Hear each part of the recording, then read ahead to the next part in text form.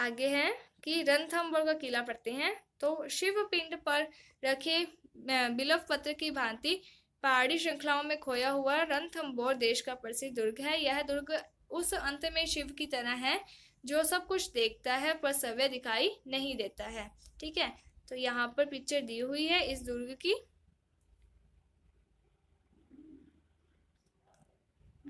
और इसमें लिखा हुआ है, यह अभेद्य और दुर्गम दुर्ग कदाचित देश में दूसरा नहीं है। एक ऊंची पहाड़ी की शिखर पर रणथंभौर का अभेद्य दुर्ग स्थित है और इस दुर्ग का नाम है रणथंभौर दुर्ग। किले का निर्माण की तिथि तो ज्ञात नहीं है, लेकिन यह माना जाता है कि इस दुर्ग का निर्माण है जो चौहान वंशी राजाओं ने किया था। और ये कब किया था, तो ये 600 वर्षों तक इस क्षेत्र में छत्रपत राज्य किया था। और वर्तमान में यह दुर्ग और इसके आसपास का जो वन सघन क्षेत्र है यहाँ पर रणथंभौर बाग परियोजना के अंतर्गत आता है, जिससे इसके जीर्णोद्धार व संरक्षण के कार्य में प्रगति हुई है। इसके बाद है जालोर का दुर्ग। पश्चिमी राजस्थान में सोनगरा चौहानों के अतुल्य शौर्य के लिए प्रसिद्ध जालोर दुर्ग यानी कि जालोर दुर्ग है जो वो जालोर में है। और ये किसके लिए, ये सोनगरा चौहान के लिए प्रसिद्ध है। वर्तमान गुजरात और राजस्थान की सीमावर्ती पहाड़ी पर व्यापारिक सामरिक महत्व का क्षेत्र होने के कारण यह निरंतर हमलावरों का केंद्र रहा है। यानी कि यहाँ पर बहुत सारे क्या हुए हैं, हमले हुए हैं। और ये जो पहाड़ी पर समुद्र तल से 2408 फीट की ऊंचाई पर प्रसिद्ध जलोर का दुर्ग है। और पहाड़ी के शीर्ष पर 800 गज लंबा, इसकी जो लंबाई है वो 800 गज है और इसकी जो चौड़ाई है वो 400 गज है। और तीन दरवाजों को पार कर चौथे मुख्य दरवाजे से क्या है, प्रवेश द्वार है। और इस दुर्ग का जो निर्माण है वो किसने करवाया था, तो ये परमार राजा और धारावंश और मुंज ने 10वीं सदी में करवाया था। और इसमें जो हिंदू व जैन देवालय यानी कि मंदिर हैं और बुर्ज आदि बनाए गए हैं। दुर्ग पर मुस्लिम पीर मलिक शाह की मस्जिद भी है। तो यहाँ पर इंपॉर्टेंट क्वेश्चन बनता है कि जो मुस्लिम पीर मलिक शाह की मस्जिद है जो वो कौन से दुर्ग पर है, तो जालोर दुर्ग पर। और या फिर कौन से जिले में है, तो जालोर में। इसके बाद है जालोर दुर्ग पर लगभग 13वीं सदी तक परमार राजाओं का अधिकार रहा था। और यह दुर्ग है जो वो प्राचीरों के मुख्य भाग को छोड़कर अभी भी अच्छी स्थिति में है। इसके बाद आगे है चित्तौड़गढ़ का दुर्ग। तो चित्तौड़गढ़ का दुर्ग है जो वो कहाँ पर है, चित्तौड़गढ़ में। और इस मेवाड़ की राजनीति का केंद्र चित्तौड़गढ़ उदयपुर दिल्ली मार्ग पर उदयपुर से 120 किलोमीटर उत्तर पूर्व में स्थित है। और इस किले का निर्माण है जो वो मौर्य वंशी शासक चित्रांगद मौर्य ने करवाया था।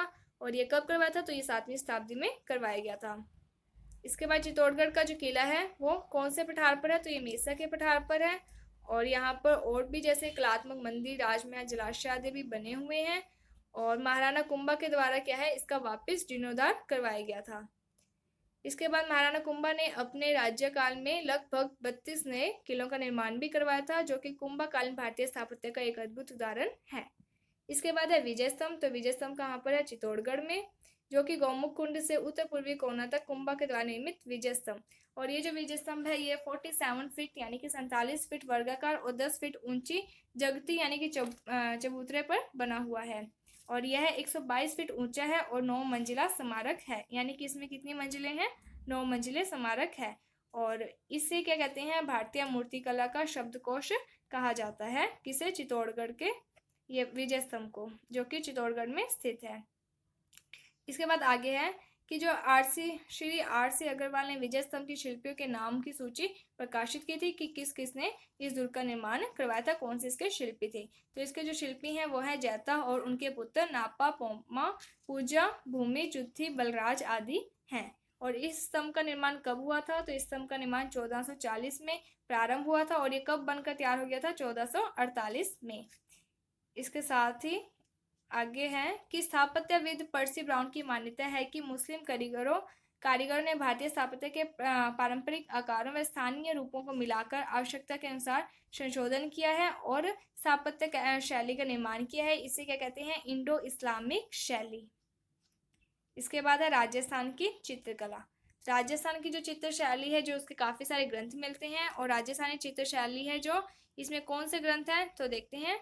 तो इसमें है लोचंद्रा, मर्गावती, गीत गोविंद, चोर पंचाशिका, नायक नायिका भेद, चावंड रंगमाला आदि ग्रंथ है जो वो राजस्थानी शैली के का परिष्कृत रूप निखरने लगा। ठीक है, तो यहाँ पर रसिक प्रिय है जो रामायण भगवत पुराण चित्रों से यह मौलिक रूप में दिखाई देने लगी थी। तो यहाँ पर साइड में दिए हुए हैं राजस्थान के चित्र निर्माण की प्रमुख शैलियाँ। तो जो मेवाड़ शैली है वो कहाँ की है? उदयपुर, नाथद्वारा, देवगढ़ और चावंड की। मारवाड़ शैली कहाँ की है? सिरोही, जोधपुर, बीकानेर और जैसलमेर की। हड़ौती, तो इसमें नॉर्मल 4 ही जिले आते हैं, कोटा, बूंदी, बारां, झालावाड़। तो उस टाइम 12 नहीं था, इसलिए 3 ही जिले हैं, कोटा, झालावाड़ और बूंदी। और जो डुडाट शैली है वो कहाँ पे प्रसिद्ध है? तो ये जयपुर, अलवर, उनियारा, शेखावटी में प्रसिद्ध है। और किशनगढ़, अजमेर, और अजमेर में ही एक जगह है किशनगढ़, वहाँ पर प्रसिद्ध है। इसके बाद है कि भारत में मुगल साम्राज्य के पतन के साथ ही मुगल चित्र शैली है चित्रकार राजसी संरक्षण हेतु इधर उधर राज्य की ओर चले गए थे, जिसके कारण क्या हुआ कि उन शैली का जो प्रभाव है वो अन्य क्षेत्रों में भी होने लग गया था। तो जहाँ जहाँ ये गए वहाँ वहाँ पर इन्होंने अपने काम दिखाए, जिसके कारण वहाँ पर भी क्या एक नई शैली का निर्माण होने लग गया था।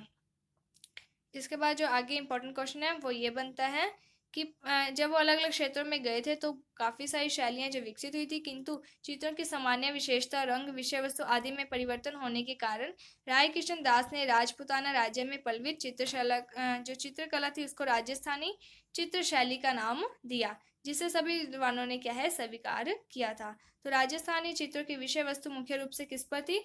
तो राजस्थान में जितनी भी चित्रशैली थी वो मेनली धार्मिक कथाओं पर आधारित थी, यानी कि धर्म से रिलेटेड चित्र ज़्यादातर वहाँ पर बनाए जाते थे। और 17वीं सदी का युग राजस्थानी चित्रशैली का स्वर्णिम काल माना जाता है। तो यहाँ पे इंपॉर्टेंट क्वेश्चन ये बनता है कि राजस्थानी जो चित्रकला है उसका स्वर्णिम काल कब माना जाता है? तो 17वीं सदी में। उसके बाद आगे है राजस्थान के मंदिर। तो राजस्थान में कौन कौन से मंदिर हैं तो ये देखते हैं।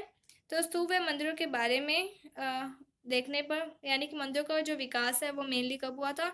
गुप्त काल में माना जाता है। ठीक है, तो ऐसा माना जाता है कि भारतवर्ष में शिखर मंदिरों के निर्माण का प्रारंभ है जो वो उत्तर गुप्त काल में हुआ था। और जिनका विकास कब हुआ था?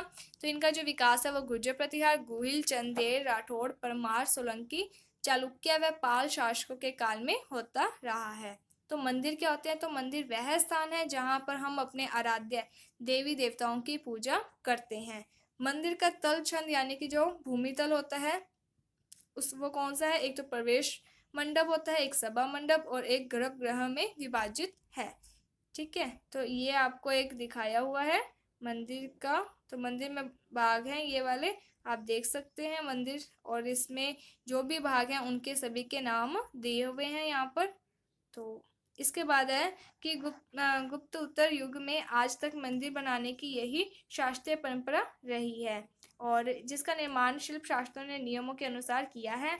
और राजस्थान में मध्यकाल में कई महत्वपूर्ण मंदिरों का निर्माण हुआ है। तो अब हम देखते हैं, जैसे रणकपुर जैन मंदिर, ये कहाँ पर है? पाली में। और आगे देखते हैं राजस्थान के जो मंदिर हैं उनकी सूची यहाँ पर है। तो मेवाड़ क्षेत्र के प्रसिद्ध मंदिर, तो मेवाड़ में कौन कौन से हैं? तो जगदीश मंदिर जो कि उदयपुर में है, सास बहू का मंदिर जो कि नागदा उदयपुर में, अंबिका का मंदिर जगत उदयपुर में, श्रीनाथ जी का मंदिर राजसमंद में, एकलिंग नाथ जी का मंदिर उदयपुर में, ऋषभदेव मंदिर उदयपुर में, जैन मंदिर उदयपुर में, यानी कि ऑलमोस्ट जो मंदिर हैं काफ़ी सारे उदयपुर में हैं। इसके बाद है मारवाड़ क्षेत्र के प्रमुख मंदिर। तो देलवाड़ा का जैन मंदिर आबू पर्वत सिरोही में, रणकपुर का जैन मंदिर पाली में, किराडू के मंदिर बाड़मेर में, ओसिया का मंदिर जोधपुर, जैसलमेर के जैन मंदिर आदि। फिर जैन मंदिर रणकपुर पाली। इसके बारे में क्या है कि हड़ौती के प्रमुख मंदिर कहाँ कहाँ पर हैं? तो ये हड़ौती के जो मेन मंदिर हैं वो हैं बाड़ोली रावत भाटा और भंडवदेवरा बारा में, कमलेश्वर मंदिर महादेव जी का बूंदी में, झालरा पाटन झालावाड़ में। इसके बाद आगे है शेखावटी जयपुर क्षेत्र के प्रमुख मंदिर। तो शेखावटी क्षेत्र के कौन से हैं? तो आभानेरी मंदिर दौसा में, खाटू श्याम जी का मंदिर सिक्कर में और गोविंद देव जी का मंदिर जयपुर में। इसके बाद आगे के जो इम्पोर्टेंट क्वेश्चन है वो ये है कि सरकार के द्वारा सुरक्षित देवालयों की पूजा अर्चना का दायित्व है जो वो वर्तमान समय में किस पर है? तो वो देवस्थान विभाग द्वारा किया जाता है। तो देवस्थान विभाग एक ऐसा विभाग है जो कि जो सुरक्षित देवालय हैं उनकी पूजा अर्चना का दायित्व निभाता है। ठीक है, इसके बाद अगला पॉइंट है राजस्थान की मूर्ति कला।